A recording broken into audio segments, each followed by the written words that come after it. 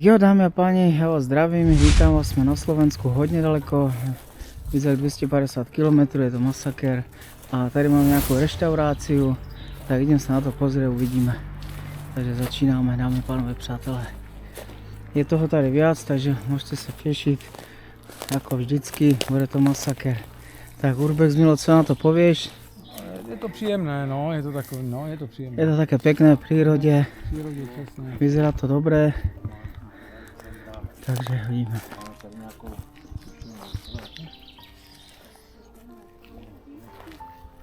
Jdeme se na to podívat, to už vypadá zajímavější, než jsme byli předtím. Máme toho tady veľa, takže jakási pošta, myslím, že hotel je toho tady hodně, jo, takže masakr. Milo už vytahuje mobilní telefon, zariadenie a ideme natáčať, hej, treba si natáčať fotky, spraviť, lebo sme hodne daleko a už sa sem jen tak nedostanem. Čo? Á. Ono se to jinak volá bowlingáreň. Jo, bowlingáreň. Zajímavé.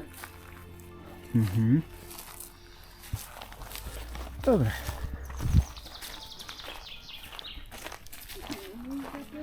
A to je normálne otvorené, jo? Nie je možné. No má, že vítajte doma. Welcome home. Welcome to home. OK, dámy páni, nachystám si svetlo. No a jdeme na vec, no.